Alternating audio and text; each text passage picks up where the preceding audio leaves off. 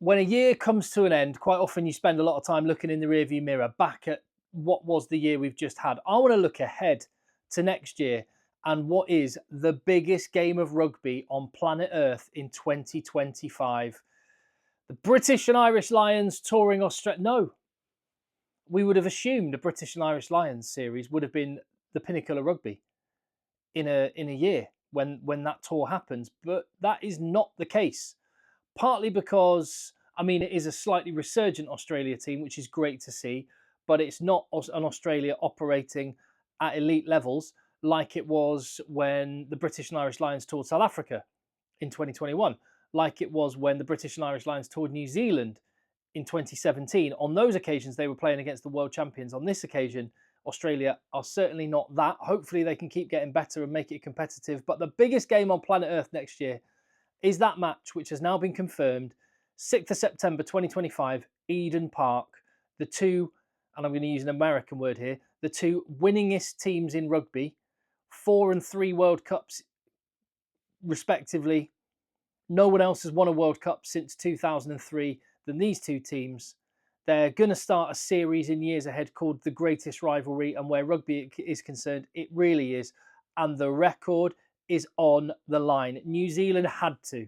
They couldn't avoid, with 2 matches on home soil in the Rugby Championship next year, they couldn't not play a game at Eden Park. They've decided to just, boom, open up with that match at Eden Park in the first of 2 test matches between the side. They will play in Wellington the following week. It is on. It's happening. The last time these two teams played at Eden Park was the 14th of September 2013. It's been a while. On that day, New Zealand won 29 points to 15. Bismarck and Dan Carter are just a couple of the legends that were on show. Some of the players that were in the lineups for that. For New Zealand, I mean, the names just roll off the tongue. Retallick, Whitelock, Reid, and that back line, which you can almost just remember. If I just said name the New Zealand back line from that era of 2013, it's Smith, Carter, Nonu and Smith, Savia and the other Smith, Bin Smith, and Izzy Dag at fullback. That was the back line. For South Africa, you had the Duplessis brothers, Yanni and Bismarck. You had Eben Etzebeth, Willem Alberts, the Bone Collector, Dwayne Vermeulen, Ruan Pinar, Brian Habana, Jean de Villiers. On the bench in this game was Bowden Barrett and Sia Khaleesi. Starting in the match, Villy LaRue, all 3 of whom could be involved in this game 11 years later in Eden Park. And in Villy LaRue's case, wouldn't that be a kind of poetic way to get his 100th cap, or poetic end if the end is nigh for Villy LaRue in a Springbok jersey? I cannot wait for this game. A little bit more history on this fixture. Well, firstly on the venue, why it's such a big deal that New Zealand are putting the record on the line. Records are there to be broken. Will it be broken next year? 50 games unbeaten at Eden Park. Just a mind-blowing record. The first game of that 50-game run was on the 6th of October 1994. Will it come to an end 11 years and 1 month later? We're going to find out. That they have got a record at Eden Park overall, which actually I haven't checked, but it must be the strongest record of any team anywhere. It just must be, mustn't it? Played 93, won 80. Just 10 defeats in the history of fixtures of New Zealand playing at Eden Park. That's an 86% win record. Amazing. The record is on the line. These are the matchups since Eden Park. Just did a little bit of digging and have a look at this. Since they played at Eden Park in 2013, New Zealand have had the upper hand with 13 wins to South Africa's 8. Although South Africa have won the last 4. New Zealand have actually done really well in South Africa. They're 6-4 there. South Africa in 11 years have only got 1 win and 1 draw on New Zealand soil. So again, the record is on the line because New Zealand, the team that New Zealand faced in these games in New Zealand before were not the team that South Africa have now. The back-to-back world champions And arguably, and you know what, this could be, in fact, this Eden Park game could be the moment that there's going to be lots of debate in the future and over the coming years, and I've had it on the channel already.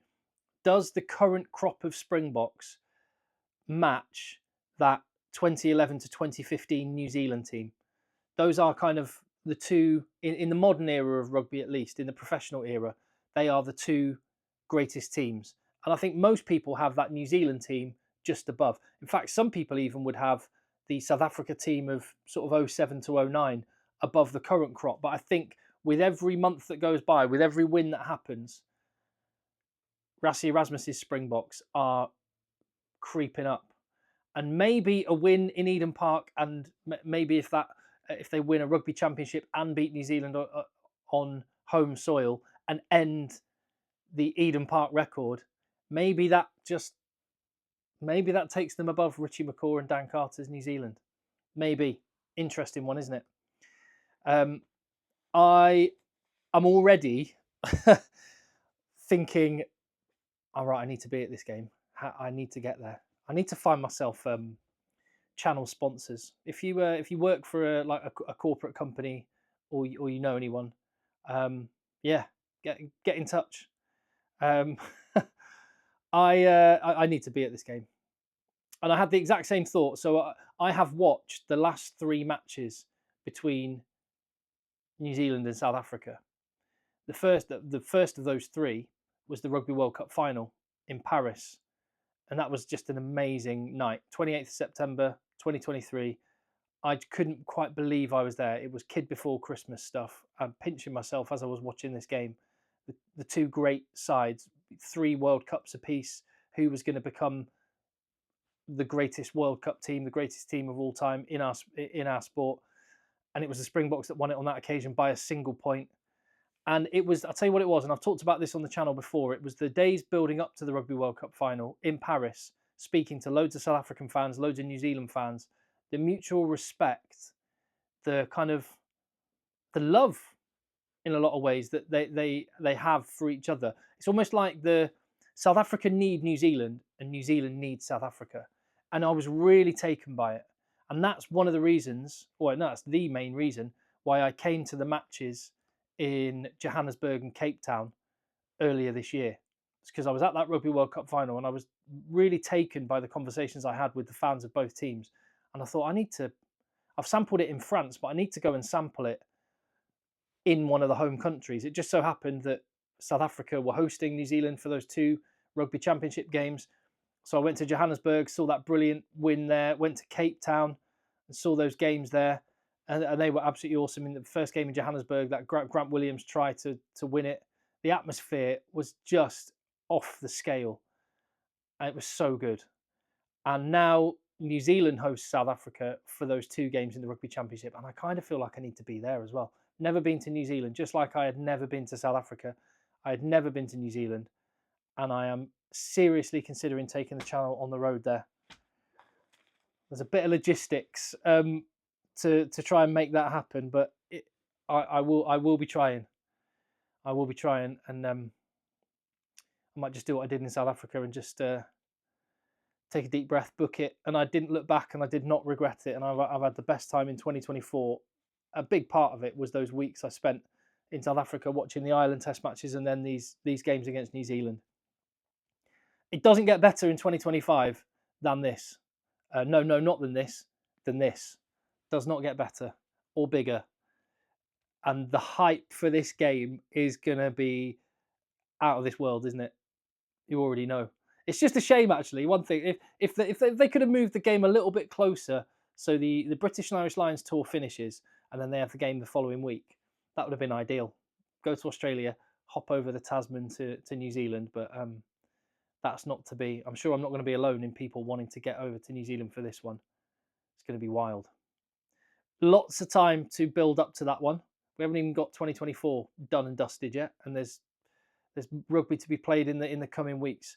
But I'm already very, very excited about this, to the point I wanted to make a video about it. So there we go. Leave your thoughts down below. Give the video a thumbs up. Any help you can give supporting the channel, which you're already doing. You can support the channel and help make it happen by hitting subscribe, by giving the video a thumbs up, and by leaving a comment down below.